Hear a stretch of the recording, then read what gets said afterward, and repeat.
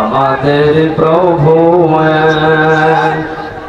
এক নবীর উম্মাহ, জীবন বিধান ওই শিবানী ভোলা। তবে কেন এখনো হে মুসলমান এক করি আহ্বান। বাংলাদেশের ঐতিহ্যবাহী জেলা যশোর বাঘারপাড়া থানার অন্তর্গত রায়পুর এলাকাবাসী কর্তৃক আয়োজিত তাফসীরুল কোরআন মাহফিলের স্বনামধন্য সভাপতি দরুদার সালাম পড়ছে আমাদের নবী মুহাম্মদ রাসূলুল্লাহ সাল্লাল্লাহু আলাইহি ওয়াসাল্লামের প্রতি।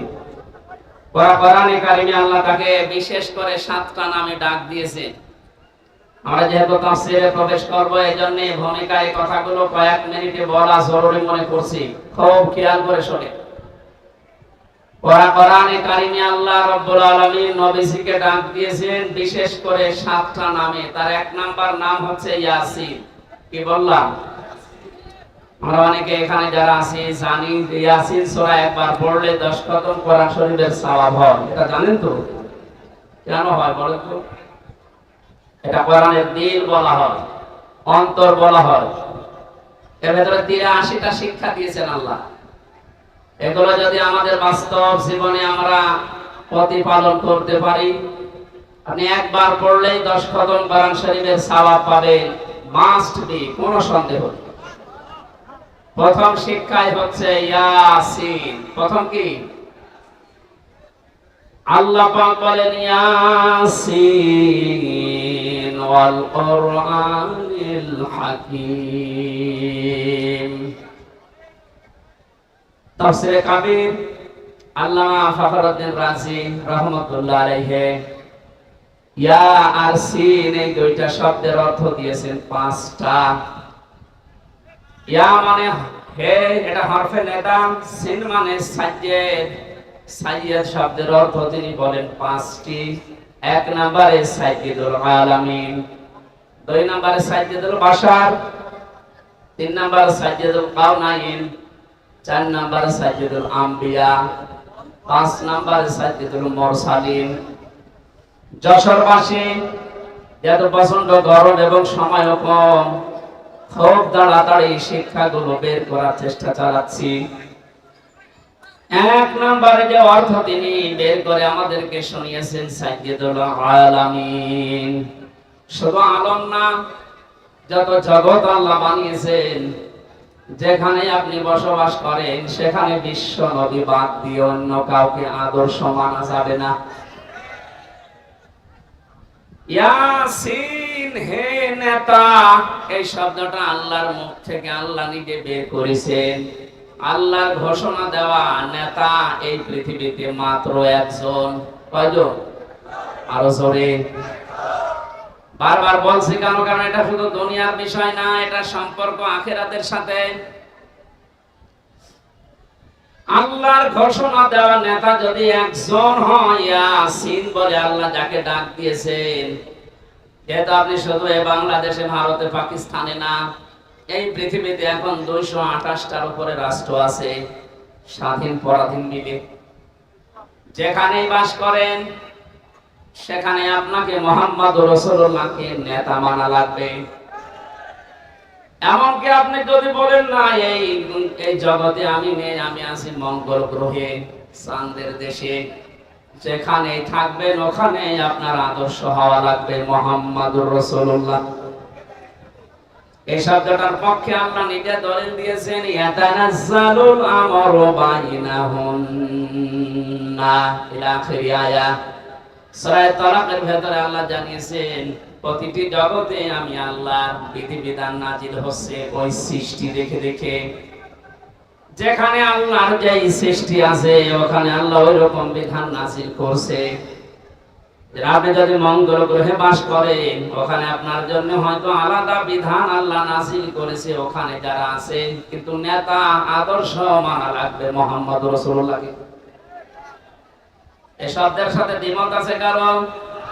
বলেন কেন বারবার বলছি বলেন তো?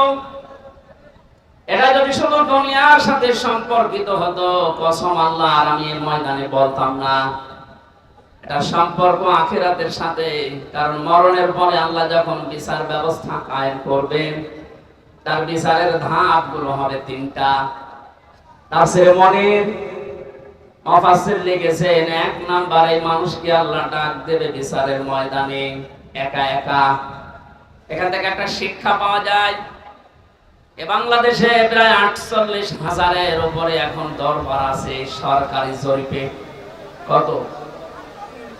বিভিন্ন জায়গা থেকে একই কথা আসে যে কিয়ামতে আমার এই পীর সাহেব লক্ষ লক্ষ মানুষ নিয়ে কিয়ামতে উঠবে। এটা তাহা মিথ্যা কথা। কোরআনে কারিমের সূরা মারিয়াম ১৬ নম্বর পারা ১০ নম্বর পৃষ্ঠার ১৫ নম্বর লাইনের ৯৫ নম্বর আয়াত শেষ নাম্বার রুকুতে আছে। এটা তাফসীরে হাক্কানিতে পাবেন।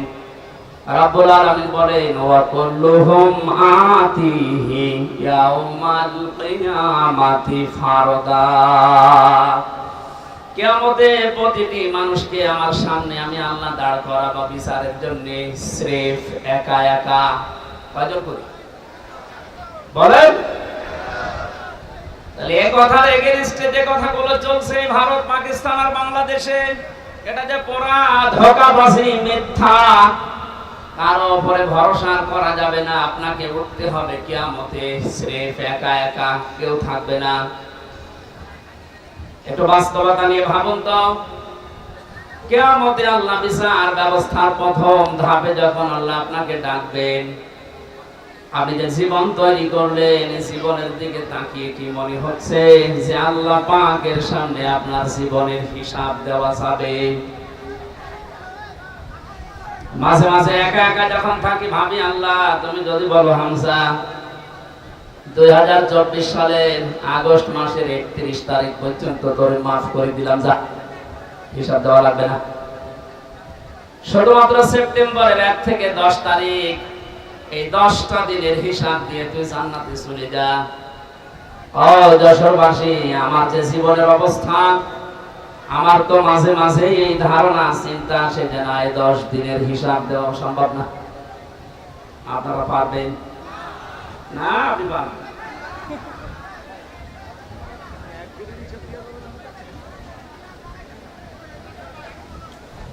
কিয়ামতের দ্বিতীয় ধাপ সেটা শুরু হবে। এবার আল্লাহর একা ডাকবে না। কোরআনে কারীম জানিয়েছে, ইয়াউমা নাদউ কুল্লা উনাসিন বিইমামিহিম। সূরা বনী ইসরাঈলের ৭২ নম্বর আয়াতের প্রথম অংশে আছে, আল্লাহ পাক বলেন কিয়ামতের দ্বিতীয় ধাপে বিচারের জন্য প্রতিটি মানুষকে আমি আল্লাহ ডাক দেব তার নেতার সাথে। এতক্ষণ পর্যন্ত যে ৪-৫ মিনিট আপনাদেরকে আমি উল্টাপাল্টা বলছি না, এই কারণে কিয়ামতে কিন্তু আপনি এবার দ্বিতীয় ধাপে আল্লাহর কাছে একা উঠতে পারবেন না, নেতা সহ উঠতে হবে। আগে আপনার নেতা, এরপরে কর্মী।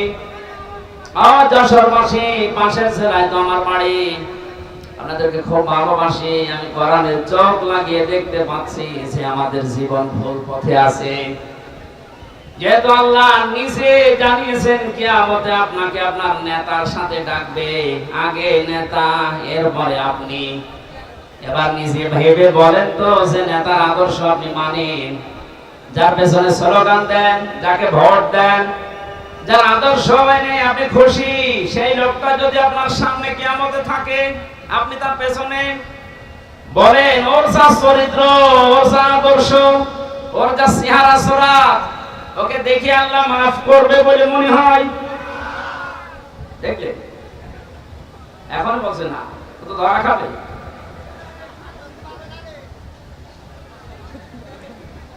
এখনই যদি বলেন না, যার পেছনে আছে এরে দেখলে আল্লাহ মাফ করার কথা না, এই মুহূর্তে আপনার সিদ্ধান্ত পাল্টাতে হবে না, নাকি আপনি ধরা খাবেন? ধরা খেতে চান?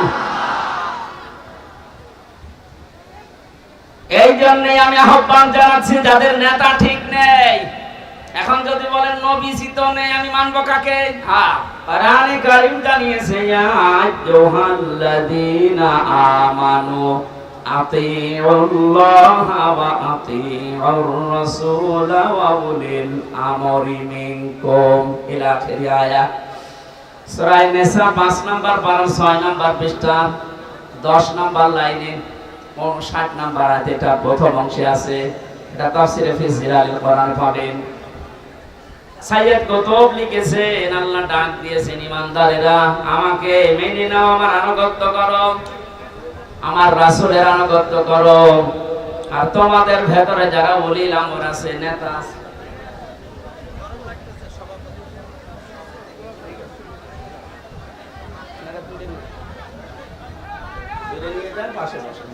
আমাদের এলাকায় জামাতের প্রতিষ্ঠাতা আজকের মাহফিলের সভাপতি না, জি সভাপতি অসুস্থ, উনি চলে যাচ্ছে, দোয়া চেয়েছে, আমরা দোয়া করছি ইনশাআল্লাহ। নিয়ে যান, এখানে আরেকজনকে বসিয়ে দেন। সুবহানাল্লাহ, আলহামদুলিল্লাহ,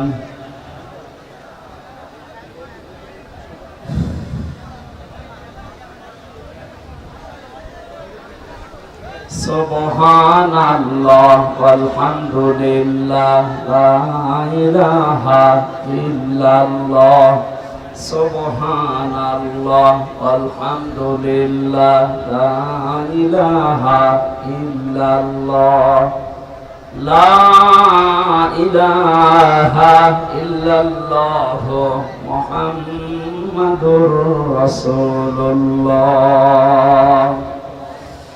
যশোরবাসী, আল্লাহ এবং রাসূলের আনুগত্য করা লাগবে, এখানে কোনো শর্ত দেওয়া যাবে না, প্রশ্ন করা যাবে না।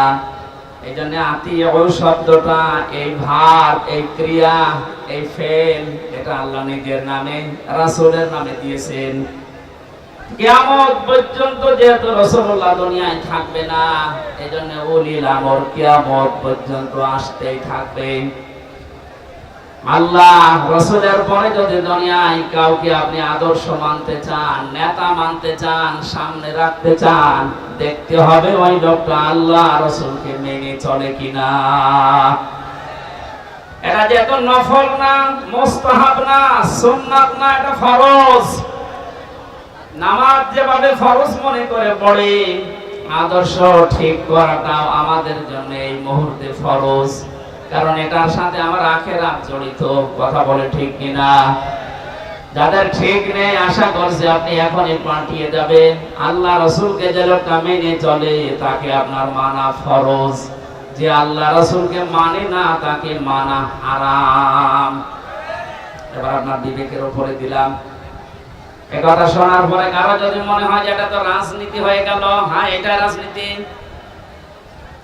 আপনার কাছে যারা উল্টো পাল্টা মনে না হয়, এজন্য আমি আয়াত, পারা, পৃষ্ঠা, লাইন, রুকু, সূরার নাম, তাফসীরের নাম বলেছি। আপনি বাড়িতে এসে মিলিয়ে দেখেন, যদি না পান আমি আর কথা বলবো না, কিন্তু যদি পান আপনাকে মেনে নেওয়া লাগবে। এক কথা বলেন, আপনি নিজেও পড়াশোনা করবেন না কোরআন, হামজা এত পড়াশোনা করে বলবে, আপনি মানবেন না। কি হয়েছে, কি হয়েছে বলেন। আহ্বান জানাচ্ছি আপনার সাথে, যেহেতু আখিরাত সম্পর্কিত, এজন্য আদর্শটা ইয়াসিন বলে আল্লাহ যাকে ডাক দিয়েছেন, তাকে আপনি মেনে নেবেন বলে আমার বিশ্বাস। নয়তো আপনি এত কষ্ট করে লোক দেখানোর জন্য এসেছেন। আল্লাহ আমাদের মনের অবস্থার যেন পরিবর্তন করে দেন, বলেন আমিন। এখানে একটা হাদিস মনে পড়ছে, মানিত্তাবাল হুদা বিগাইরিল কুরআন আদাল্লাহুল্লাহ। তিরমিজি শরীফের হাদিস। বিশ্ব নবী জানিয়েছেন, এই পৃথিবীতে কোরআনে কারীম যেখানে নেই, কোরআনের কর্মসূচি চলে না, এরকম কোন জায়গায় যদি কেউ ভালো হওয়ার নিয়তে চায়, আল্লাহ নিজে তাকে দায়িত্ব নিয়ে খারাপ বানিয়ে দেয়। যশোরবাসী, শব্দের দিকে খেয়াল করেন। নবীজি দল্লা শব্দ দিতে পারতেন, তাহলে বাংলা অর্থ আসতো, আপনি নিজেই নিজেকে খারাপ বানিয়ে ফেলেছেন।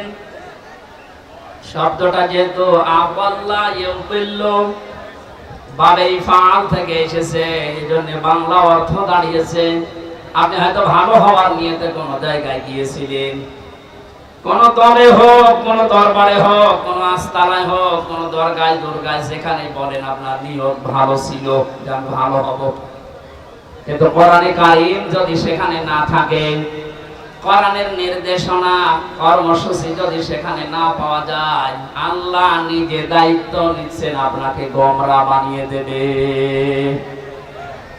কত বড় ভয়ঙ্কর শব্দ দেখেছেন, আল্লাহ দায়িত্ব নিচ্ছেন। আর এখানে ছোট বড় কম বেশি আমরা সবাই কথা বিশ্বাস করি, হেদায়েত দেওয়ার একচ্ছত্র মালিকানা হামজার বাবার। কার? আরো বলেন জোরে। আল্লাহ ছাড়া হেদায়েত কেউ দিতে পারে? তিনি বলছেন আমি তোকে খারাপ বানাবো, যেখানে কোরআন নেই ওখানে যদি ভালো হওয়ার নিয়ে তো তুই যাস।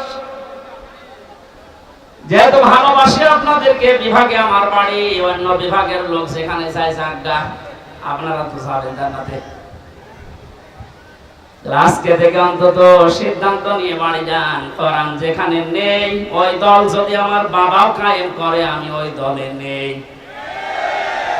এটার সাথে একমত আছেন কারা দেখি? এই আন্দাজে হাত তুলবেন না, হাত তুলে আবার উল্টিয়ে যাবেন। ঠিক আছে, এই বসেন বসেন।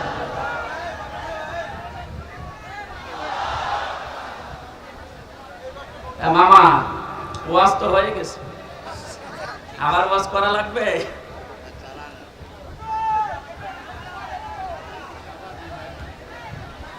এখানে আমার মনে হয় মাথায় যাদের হালকা মগজ আছে, তার কাটা না, তারা বুঝে ফেলেছেন কোরআন যেখানে নেই ওখানে আমি যাব না। তাহলে এই দেশে কোরআন বাদ দিয়ে কোন দল থাকার কথা বলেন? এটা শুধু আজকে সামিয়ানার নিচে হাত তুলে শেষ না, এটা কিন্তু আল্লাহকে দেখিয়েছেন। কোরআন যে দরবারে নেই ওই দরবারে আমি যাব না, কোরআন যে দলে নেই ওই দলে আমি থাকবো না। এটা মেনে নিতে পারলে আজকের এই মাহফিল সাকসেস।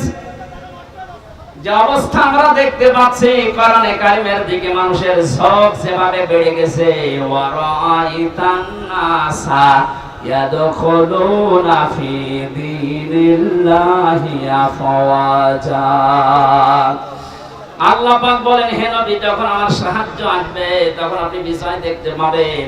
আর বিজয়ের যতগুলো ধাপ আছে তার প্রথম ধাপ এটা, বিজয় আসলেই মানুষ দলে দলে পালে পালে আমার ইসলামে প্রবেশ করবে। আগস্টের 5 তারিখের পর থেকে আজকের এই সেপ্টেম্বরের 10, 1 মাস 6 দিনের ব্যবধানে বাস্তবতা আমি যেটা দেখতে পাচ্ছি, বিবিসির নিউজ পেয়েছি, ওই 5 তারিখের আগে এদেশে 100 জনের মাত্র 16 জন মানুষ চাইতো যে ইসলামে দেশে কায়েম হোক। অথচ 1 মাস 5-6 দিনের ব্যবধানে গতকালকের রিপোর্ট বেরিয়েছে, এই দেশে এখন 100 জনের 34 থেকে 35 জন মানুষ চাচ্ছে দেশে ইসলাম কায়েম হোক। এই জরিপটা ভালো না খারাপ? কিছুদিন যেতে দেনে ভাবেন, মুক্ত পরিবেশে ইসলাম প্রচার করার ব্যবস্থা করেন, মানুষকে আপনি একটু ছাড় দেওয়ার চেষ্টা চালান। মুসলমান তো দূরের কথা, বহু হিন্দু এই 1 মাস 6 দিনের ভেতরে আমি মুসলমান বানিয়েছি। ওরা দলে দলে পালে পালে আসার চেষ্টায় আছে। আর যারা হালকা সালেম ছিল, আমার বাড়ি কুষ্টিয়ার হালসা, আমার বংশের 100 জনের 98 জন ছিল সালেম। আমি জালেম বলছি এই কারণে, কারণ ও দলে যারা ছিল সবই জালেম। এই কথা বলছে সব জালেম না? 5 তারিখের 1:30 পর্যন্ত কেউ কল দেয়নি। বিকাল 5টার পরে আমার বংশের লোকজন বসে, বাবাজি কি হয়েছে? আমরা এখন আর আওয়ামী লীগ নেই, আমরা এখন জামাত ইসলাম। কিসের জামাত? আপনাদেরকে এখনই নেওয়া হবে না, আর একটু পরে। এখানে ছোটখাটো জালেম যারা আছে ওরা কিন্তু অনেকে ঘুরে গেছে, এখন দেখছে যে না, বহু চেষ্টা চালালাম, এই কয়দিনে হালে পানি নেয়নি। 5 তারিখের পর থেকে এই পর্যন্ত আমরা প্রায় 8-9টা ইস্যু দাঁড় করাতে দেখেছি, একটাও এদেশে টিকে নাই। আর প্রথম চেষ্টা চালিয়েছিল হিন্দুদেরকে দিয়ে, বলেছিল সংখ্যালঘু, খুশির সংবাদ, বাংলার জামাত ইসলামের কেন্দ্রীয় আমির ডক্টর শফিকুর রহমান ঘোষণা দিয়েছে দেশের সংখ্যালঘু সংখ্যাগুরু বলে কিছু নেই। হিন্দুদের এখন ভ্রমণের ভেতরে এই সাহস। আজকে একটা রিপোর্ট দেখলাম, এক হিন্দু জানিয়েছে এদের যদি ইসলামের হাতে তুলে দেওয়া যায় আমরা সব চাইতে বেশি নিরাপদে থাকবো। ওটা নিয়ে যখন হাতে পানি নেয়নি তখন চেষ্টা করছে, দেখি প্রধান বিচারপতিকে দিয়ে একটা চেষ্টা চালিয়েছে, পারে নাই। ওইদিন আমি কোর্টে ছিলাম, এরপরে চালিয়েছে আনসার দিয়ে। কিসের আনসার? কোথায় ছিলেন আপনি এতদিন? আপনার দাবি কোথায় ছিলেন 15 বছর? বলেন। 42,000 আনসার নিয়োগ দিয়েছে এই কয়েক বছরে, তার 32,000 গোপালগঞ্জে। আমরা যে এখনো 63টা জেলার লোক আছি, আমরা কি ঘাস কাটবো? ভান্ডার তো একটা শেষ থাকে। জিপিএ 5 পেয়ে আমাদের চাকরি হয় না, আর ওদের 2.2। তার মানে বোঝা যাচ্ছে যে দুর্বিসন্ধি আমরা ধরে ফেলেছি। আমার মনে হয় পুলিশ ছাড়া কিছুদিন যেভাবে দেশ চলেছে, পুলিশের মতো এত বড় বাহিনী ছাড়া যদি দেশ চলতে পারে, আনসার ছাড়া দেশ চলবে একা গুলি। কোনো দরকার নেই, বাহিনী বিলুপ্ত করে দেন। এরপরে চেষ্টা চালিয়েছে ডাক্তারদেরকে নিয়ে, পারে নাই। এখন শুনছি সামনে ওদের দুর্বিসন্ধি গার্মেন্টসের কর্মীদেরকে লাগাবে। আশা করছি হালে পানি নেবে না। জালেমদের যা চরিত্র এই 16 বছরে তো দেখেছি, ওরা দেখবেন গলন্দ ঘাটের এই বেশ্যাদেরকেও নামাবে। যাই করছেন কিছুতেই কিছু হবে না। অনেকে বুঝে ফেলেছেন যে না, জালেম যখন শেষ, অন্তত আমি আর জালেম হয়ে আল্লাহর টার্গেট হব না। কারণ জালেম যারা, এরা হামজার টার্গেট। কার? বলেন। যশোরবাসী কান খাড়া করেন। কোরআনে কারীম জানাচ্ছে, ইন্নামাস সাবিলু আলাল্লাযীনা ইয়াযলিমুনান নাস, ইলা আখিরি আয়াত। সূরা শুরা 25 নম্বর পারার 6 নম্বর পৃষ্ঠা 13 নম্বর লাইনে 42 নম্বর আয়াতে। এটা তাফসীরে ইবনে কাসিরে আছে। ব্যাখ্যা সহ বলতে গেলে অনেক সময় লাগবে, যেহেতু আমি একটা আয়াত পড়েছি একটা টার্গেট নিয়ে। আল্লাহ রাব্বুল আলামিন জানিয়েছেন, আমি নিজে মামলা দায়ের করব, নিজে কেস দেব, নিজে অভিযোগ দায়ের করব তাদের বিরুদ্ধে যারা মানুষ হয়ে মানুষের উপরে জুলুম করেছে। সামনেও করবে, এখন করছে না অনেকে জুলুম। বড় জালেম যারা, তাদের জুলুম এই 16 বছরে বন্ধ হয়ে গেলে বাস্তবতা দেখায় 5 তারিখের পর থেকে 1 মাস 5 দিনে দেখছি অনেক মুনাফিক এখনো জুলুম থেকে থেমে নেই। আমি নিচে নামলাম না, এরপরও যদি আপনি না বোঝার ভান করে থাকেন, জালেমরা তো টার্গেট আল্লাহ। আপনি তো মুনাফিক ছিলেন, কোন কারণে জালেমের খাতায় আপনি নাম লেখালেন? আপনি থামবেন। আশা করছি আমরা কারো উপরে জুলুম করব না, করতেও দেব না ইনশাআল্লাহ। কারণ জালেমরা আল্লাহর মামলার আসামি। জালেমরা মামলার আসামি হামজার। বলেন, বলেন। জালেমদের বিরুদ্ধে মামলা দেবে কে? আমরা সবাই জানি, বাদী যত কঠিন হয়, শক্ত হয়, বড় হয়, মামলা তত কঠিন হয়।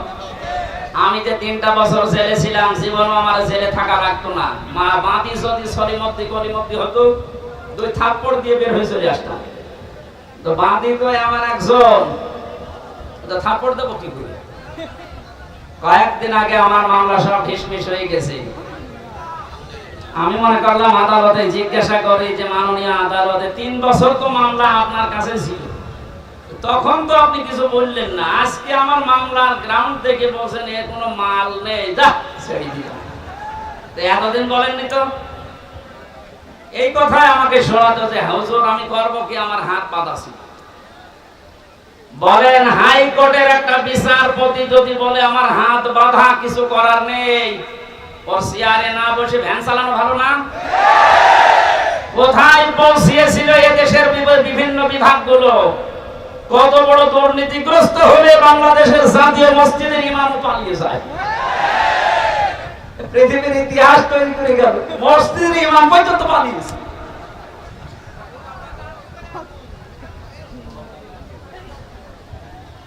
যশোরবাসী আমার মামলার যেহেতু বাদী ছিল এমন একজন আমার আর মাওলানা মামুনুল হকের বহুবার মামলা আমরা তুলেছি, প্রায় 30 থেকে 31 বার, সিএমএম কোর্ট, জজ কোর্ট, হাইকোর্ট, যতবারই মামলা তোলা হয় বলে না উপরের নির্দেশ। কার? উপরের নির্দেশ ছাড়া হবে না।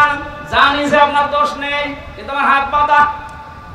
মাননীয় আদালতে এই দিন বলছে আমার আর হাত বাঁধা নেই, হাত খোলা।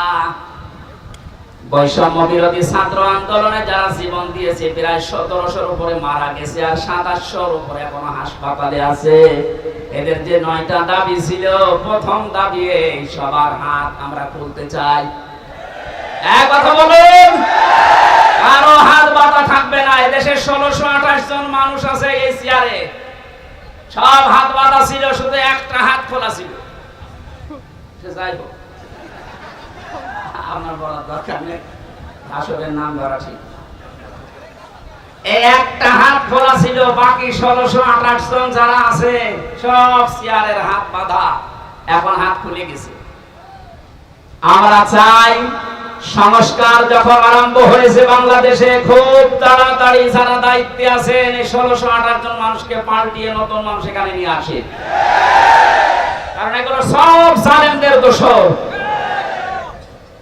প্রশাসনের আজ আমার বাড়ির নিচতলায় একজন পুলিশ ভাড়া ছিল, ওদের 5 তারিখের পর থেকে কোথায় পালিয়েছে আল্লাহ জানে। রোজা লাইট দিয়ে খুঁজে পাচ্ছে না, ঘর যে তালা মারা এই মারাই আছে। প্রশাসনের উপরে মানুষের আজ এই ক্ষোভ, এই রাগ, এই ঘৃণা মাত্র কয়েকটা কোলাঙ্গারের কারণে। এক কথা বলেন না কেন? বিশেষ করে এসপির যে Monirul, counter terrorism Asaduzzaman, DC Mannan, বাকিগুলোর নাম আমি ঘৃণা করি, ওদের নাম নেই না, কারণ ওগুলো মানুষ না, ওগুলো জানোয়ার চাইতেও খারাপ। তারপরে একবার করে বলছি, এই যে বেনজির, কিসের বেনজির? বেনজির, এর কোনো নজির নেই দুনিয়ায়। এই সমস্ত হারামি খারাপি বদসাব মানুষের কারণে আজ এই যে পেছনে পুলিশ দাঁড়িয়ে আছে, দেখলেই মানুষ ঘৃণা করছে। একটা সাধারণ মানুষের কি দোষ? যাদের কারণে এই বিভাগটা নষ্ট হয়েছে প্রত্যেককে বিচারের আওতায় আনা লাগবে। গুলির অর্ডার দিয়েছে, আরো ভিডিও করে দেখাচ্ছে, স্যার গুলি মারি একটা মরে একটা, আর কেউ চায় না। কত বড় শয়তান! ওর বিবেক আছে?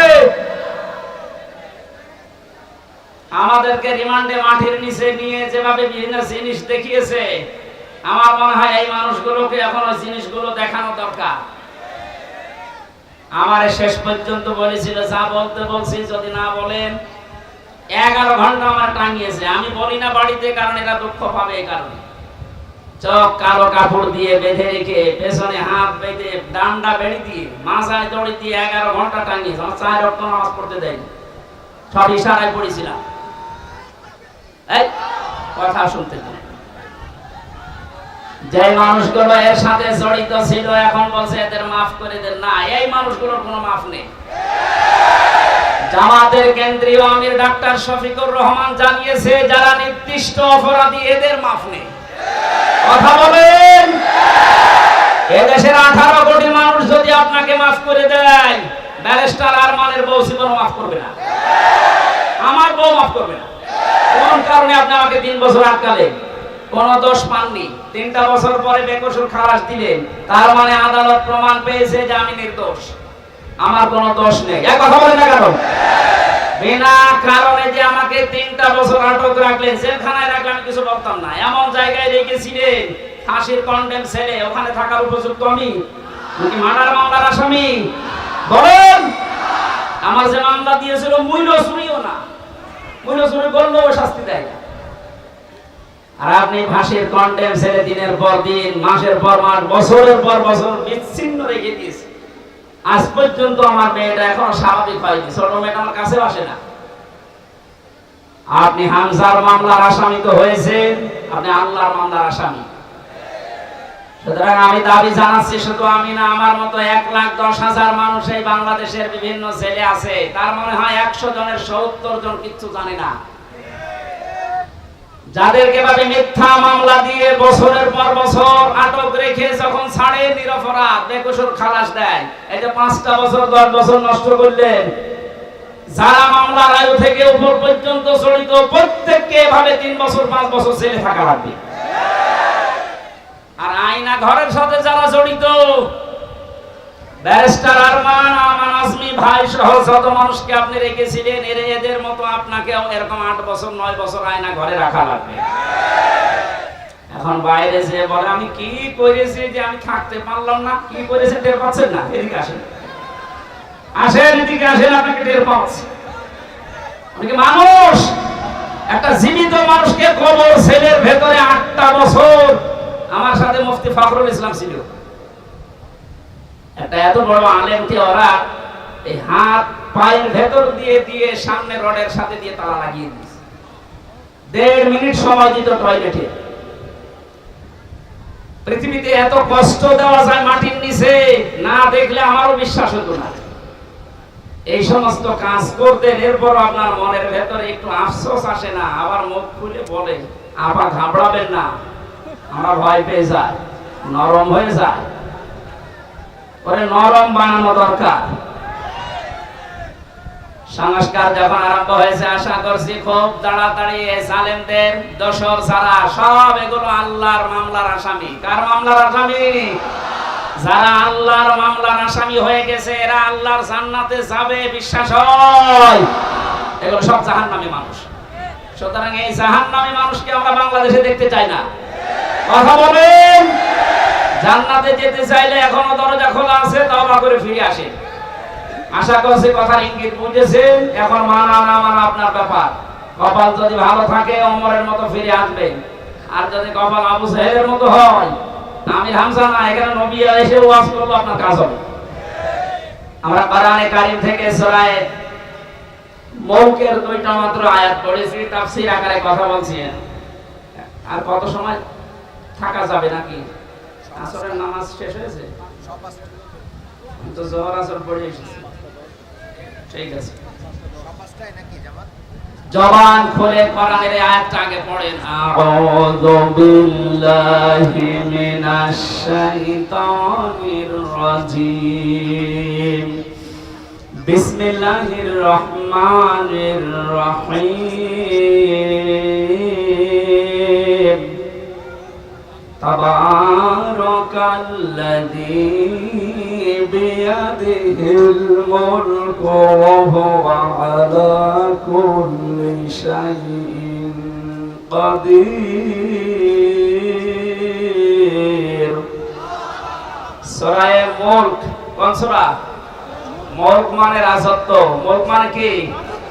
এই আয়াতটা, এই সূরাটা আল্লাহ নাযিল করে 30টা বিষয়ের ভেতরে দিয়েছেন।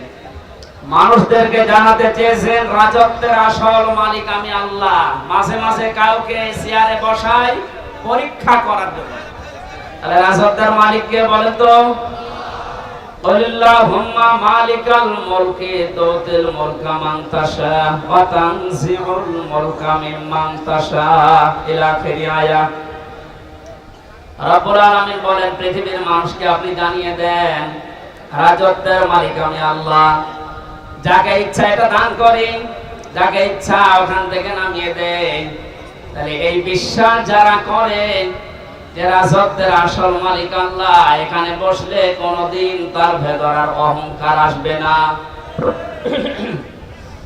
অহংকার এসেছিল বলে অনেককে আল্লাহ ধ্বংস করেছে অতীতে, এখনো করছে, কিয়ামত পর্যন্ত অহংকারীকে আল্লাহ নিজে ধ্বংস করবেন। সুতরাং এদের থেকে আমাদের শিক্ষার বিষয়ে, সামনে যারা এই পৃথিবীতে আসবে ক্ষমতার চেয়ারে, তারা যেন অহংকার না করে। এই জন্য আমি মুলক পড়েছি।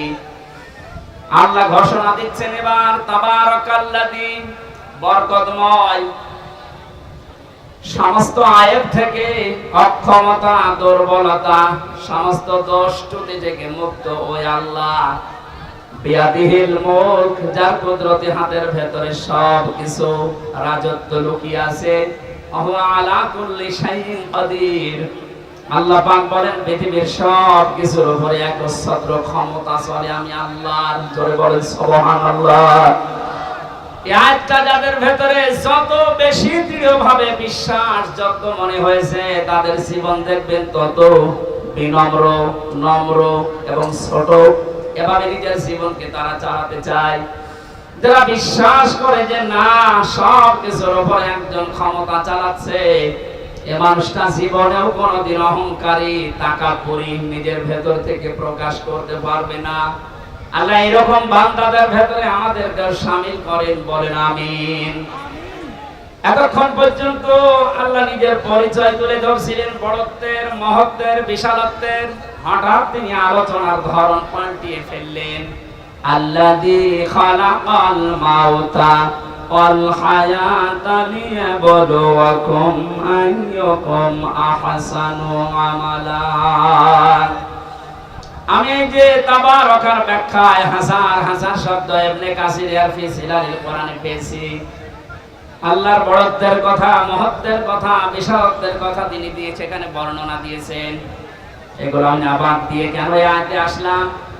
আল্লাহ জানিয়েছেন আমার আয়াতের ধরন পাল্টানোর, আলোচনার ধরন পাল্টানোর উদ্দেশ্য এই, আমি মানুষকে এখন একটা গুরুত্বপূর্ণ বিষয় আরো জানাতে চাচ্ছি।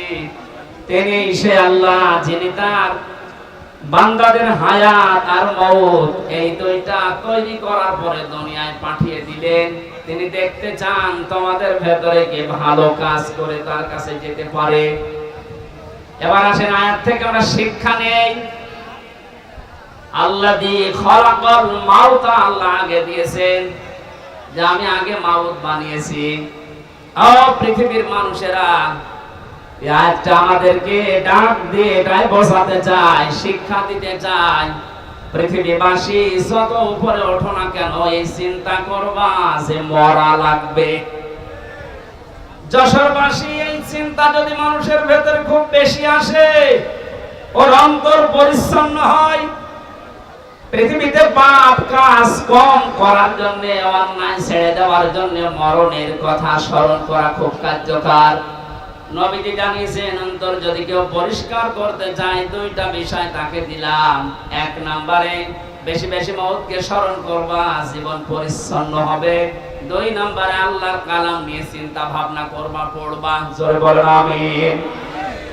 এটা আমাদের জীবন পরিচ্ছন্ন করার জন্য একটা সামনে রাখা দরকার যে আমি যত উপরেই উঠি না কেন, যত কিছুর সম্পদের মালিক হই না কেন, আমাকে মরা লাগবে।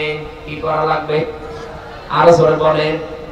দুই নম্বর শব্দ হলো হায়াতা, আমি হায়াত বানিয়েছি। তাফসীরে মুফাসসির বলেন হায়াত প্রধানত 5 প্রকার হয়। এক নম্বরের হায়াতের নাম আমরা যেটা পার করে ফেলেছি আলমে আরওয়াহ, রূহের জগতের যে হায়াত ছিল ওটা শেষ হয়ে গেছে আমাদের। দ্বিতীয় নম্বরে আমরা এসেছিলাম আলমে পুতুন, মায়ের পেটের হায়াতের ভেতরে 10 মাস 10 দিন ছিলাম।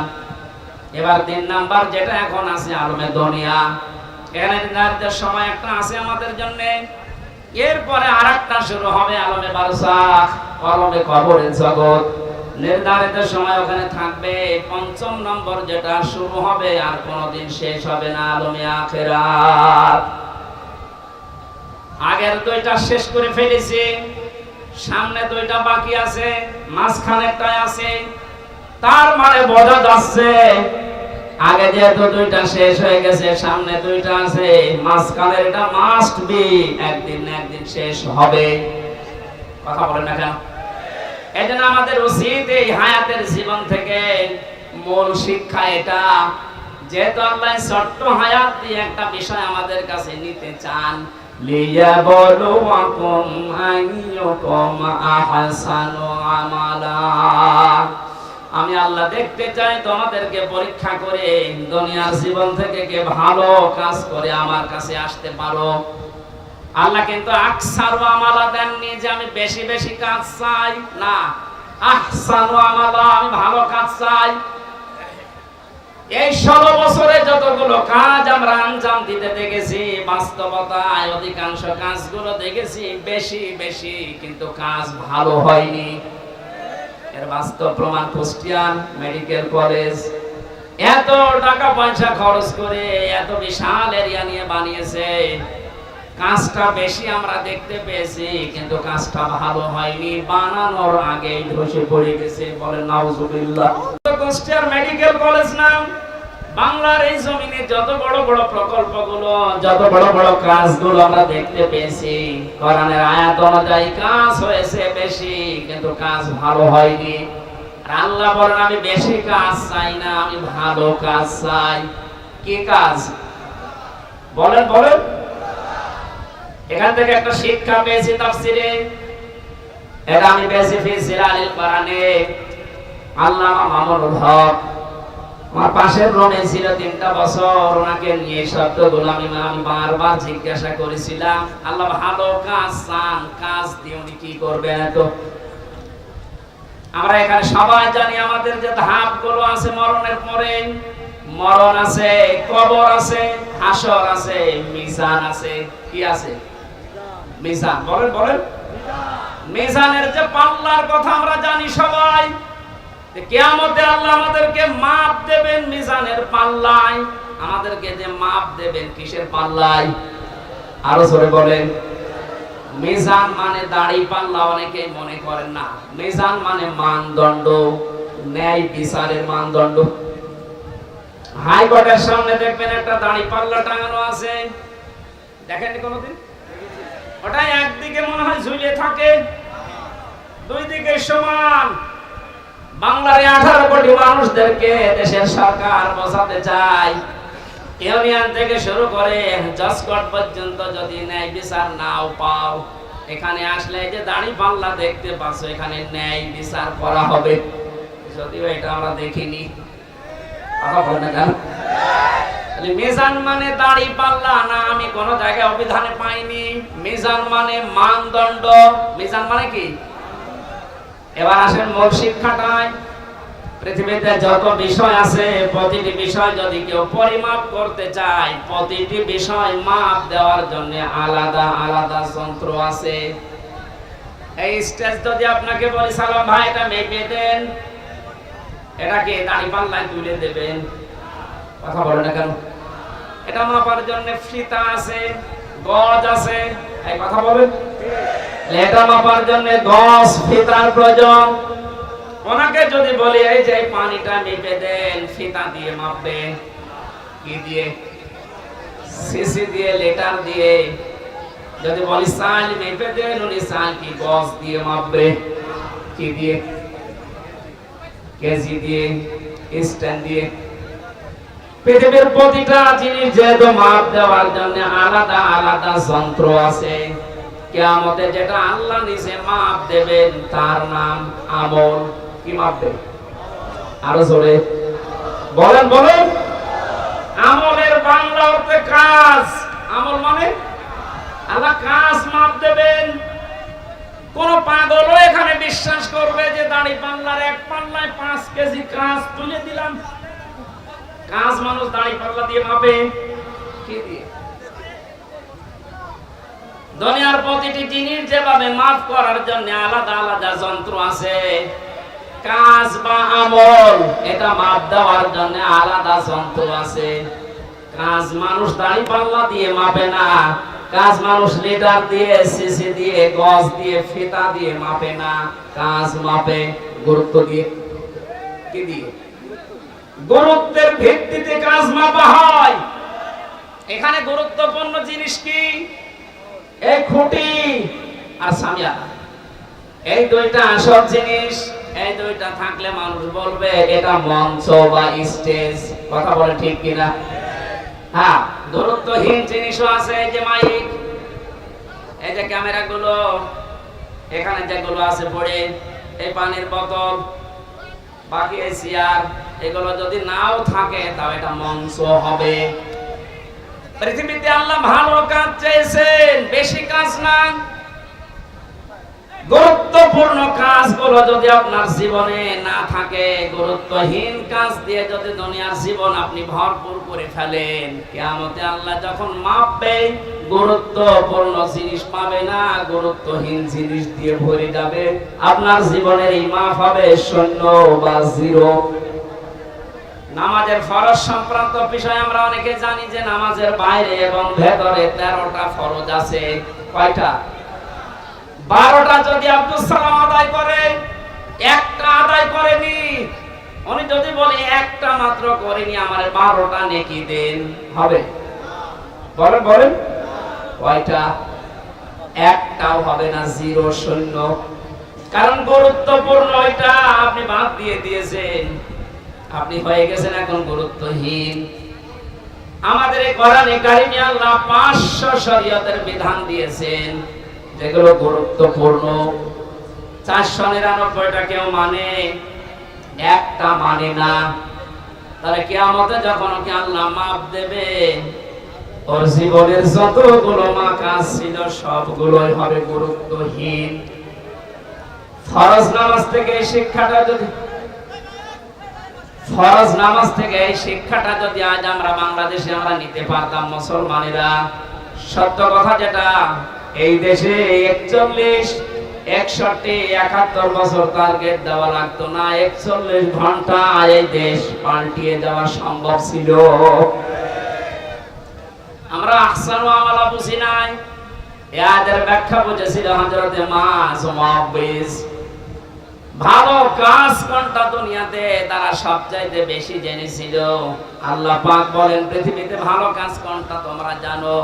তুমিনুনা বিল্লাহি ওয়া রাসূলিহি ওয়া তুজাহিদুনা ফি সাবিলিল্লাহ বিআমওয়ালিকুম ওয়া আনফুসিকুম যালিকুম খায়রুল লাকুম ইন কুনতুম তা'লামুন। আল্লাহর প্রতি বিশ্বাস করো, রাসূলের প্রতি বিশ্বাস আনো, আর এই দুইটা দাবি সামনে রেখে জান আর মাল দিয়ে আল্লাহর দ্বীন জমিনে কায়েম করার জন্য চেষ্টা চালাও। যালিকুম খায়রুল লাকুম। আল্লাহ বলেন এটাই ভালো কাজ। এটা কি কাজ? আরো জোরে বলেন। তাহলে এই পৃথিবীতে যত ভালো কাজ আছে, 1 নাম্বার ভালো কাজ জমিনে আল্লাহর দ্বীন দাঁড় করানো। বলেন, এটাকে দুনিয়াদারির কাজ, রাজনীতির কাজ, মানুষের কাজ, বিভিন্ন রকম উদাহরণ দিয়ে আপনি এখান থেকে কেটে পড়তে চান। অথচ আয়াত যারা ব্যাখ্যা করেছে, যারা বুঝেছে, তাদের দিকে তাকালে দেখি এটা যেহেতু বুঝেছে ভালো কাজ, ছোট মানুষ 11 বছর 13 বছর, তারপর আল্লাহর জমিনে দ্বীন কায়েম করার জন্য হাঁটুর উপরে, হাত পায়ের গোড়ালির উপরে ভর দিয়ে হলেও তারা উঁচা হয়ে দেখিয়েছে যে আমি এই পরিমাপে এসে গেছি। তারা মাপে পৌঁছে না চেষ্টা চালায়, আর আমাদের মাপে পৌঁছা সব শেষ হয়ে যাচ্ছে, আমরা আরো ছোট হতে চাই। কথা বলেন ঠিক কিনা? আমার আল্লাহ আমাদের সবাইকে যেন সাহাবায়ে কেরামের মতো আয়াত থেকে ভালো কাজ কোনটা এটা বুঝে দুনিয়ায় মেনে নেওয়ার তৌফিক দান। বলেন আমিন। এটা শুধু পুরুষের জন্য না, নারী পুরুষ সবার জন্য। আপনার জীবনের যেন টার্গেট হয়ে যায় এটা, এই জমিনে কি করে আল্লাহর বিধানটা কায়েম করা যায়। সত্য কথা এইটাই, আল্লাহর বিধান যতদিন এই জমিনে কায়েম না হবে, যতই দোয়া দরুদ পড়ি না কেন, কোনদিন এই জমিনে শান্তি কাঙ্ক্ষিত সম্ভব না। বাবা চালিয়েছিল দেশটা, আমরা দেখিনি, মুরব্বিরা দেখেছে। স্বামী চালিয়েছিল, চাচা চালিয়েছে 9 মাস 9 বছর, বউ চালিয়েছে, আপা চালিয়েছে। এখন শুধু দেখতে বাঁচি আছে, কোরআন দিয়ে দেশ চললে কেমন দেখা যায়। কথা বলা লাগবে। এটা দেখেছেন কোনদিন? এটা দেখার দরকার না যে এটা দিয়ে বাংলাদেশ চললে কেমন দেখা যায়। কারা কারা এটা দিয়ে দেশ চলুক চান দেখে? লিল্লাহি তাকবীর।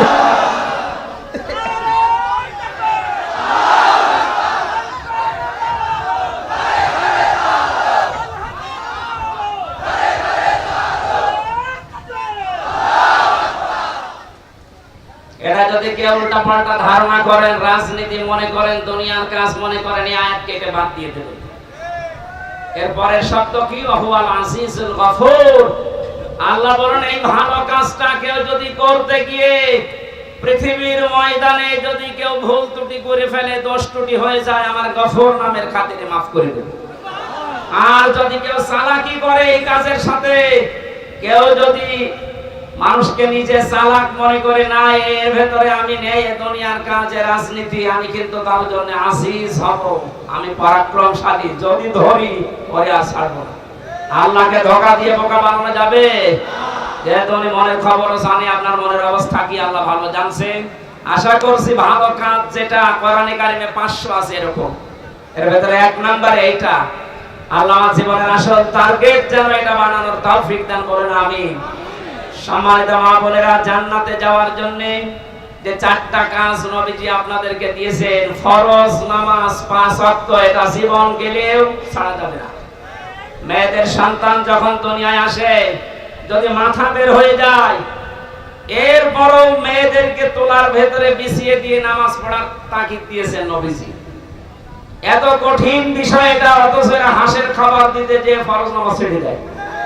আশা করছি এই ভুলটা করবেন না। ফরজ নামাজটাকে শেষ করে নেন, নফল সুন্নত যদি পড়ার সময় না পান পড়ে নিন, কিন্তু ফরজ নামাজ ছাড়া যাবে না। 2 নম্বরে রমজান মাস আসলে রোজা রাখবেন, যেই কয়টা নষ্ট হবে ওটা পরবর্তী 11 মাসে করে দেবেন।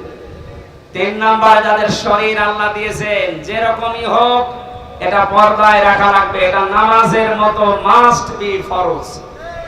মেয়েদের হাতের কবজি, মুখমণ্ডল, পায়ের পাতা খোলা রাখা জায়েজ আছে, কিন্তু উত্তম পর্দা হচ্ছে এইগুলো ঢেকে রাখা। 4 নম্বরে স্বামী যাদের আছে, জায়েজ কথাগুলো মেনে নিয়ে তাদের খেদমতে খুশি রাখা। নবীজি বলেন, 4টা কাজ যদি মেয়েরা করতে পারে, আঞ্জাম দেয়, জান্নাতের 8টা দরজায় আমি আল্লাহর নবী বলছি তার জন্য খোলা থাকবে। যে দরজা দিয়ে প্রবেশ করবে কেউ তাকে নিষেধ করবে না। আল্লাহ মেয়েদেরকে এই পর্যায়ে ওঠার তৌফিক দিন, আমিন। আসরের নামাজ সমাগত, আর 1 মিনিট আছে আযানের, আমরা শেষ করি, নামাজ শেষ করে তারপরে যাবেন। আল্লাহুম্মা আমিন। লা ইলাহা ইল্লা আনতা সুবহানাক ইন্নী কুনতু মিনাজ জালিমিন। লা ইলাহা ইল্লা আনতা সুবহানাক ইন্নী কুনতু মিনাজ জালিমিন। ربنا ظلمنا أنفسنا وإن لم تغفر لنا وترحمنا لنكونن من الخاسرين। رب العالمين, বাংলাদেশে এখন আমরা মুক্তভাবে তোমার কোরআনের কথাগুলো বলতে পারি, শুনতে পারি। সেজদায় পড়ে থাকলেও নিয়ামতের শুকরিয়া আদায় হবে না জানি। এই সুন্দর উত্তম ব্যবস্থা তুমি করে দিয়েছো। আল্লাহ তাআলা কোরআনের উপরে আমাদেরকে আমল করার সুযোগ করে দাও। আজকের আয়োজনে যদি খুশি হয়ে সওয়াব দিয়ে থাকো, কোটি কোটি গুণে বাড়িয়ে দাও। কিয়ামতের দিনে আমাদের সুপারিশ করে জান্নাতে নিয়ে যাবে, নবীর রওজায় আল্লাহ পৌঁছাও। এ মাহফিলে যত মানুষ শ্রম দিয়েছে আল্লাহ, যত স্বেচ্ছাসেবক দায়িত্ব পালন করছে, এদেরকে যে মা পেটে নিয়েছে, মায়ের পেট তুমি খাদিজার মতো বানিয়ে দাও। এ মাহফিলের সম্মানিত সভাপতি অসুস্থ মানুষ, আল্লাহ তুমি তাকে সুস্থতা দান করো। আমাদের প্রধান অতিথি রব্বুল আলামিন একটা আশা নিয়েছে, তোমার ইলমে যদি জানা থাকে তার দ্বারা তোমার মানবতার কাজ হবে, ইসলামের কাজ হবে। আল্লাহ তুমি তার হাতে এটা তুলে দিও। এখানে আমাদের প্রধান মেহমান বসে আছে অধ্যাপক গোলাম রসুল, আল্লাহ তোমার গোলামকে তুমি কবুল করে নাও। শ্রদ্ধাভাজন মামাজান অধ্যাপক ডক্টর আব্দুল মান্নান সহ শত আলেমরা এখানে বসে আছে, মাওলানা আলমগীর হোসেন সহ প্রত্যেকটি আলেমকে তুমি আলেমের মতো কবুল করে নাও। মা বোনেরা পর্দার আড়ালে আছে, খাদিজার মতো, আয়েশার মতো তাদের বানিয়ে দাও। এদের পেটে নেককার সন্তান তুমি দান করো। রব্বুল আলামিন, অনেকে আমরা অসুস্থ আছি, শেফায়ে কামেলা আজেলা নসিব করো। যত মানুষ এই মাহফিলের জন্য বিশ্বের বিভিন্ন দেশ থেকে যারা টাকা পয়সা পাঠিয়েছে, আল্লাহ এদের হালাল রুজিতে বরকত দাও, এদের শরীরগুলো সুস্থ রাখো। আবার মায়ের কাছে বাবা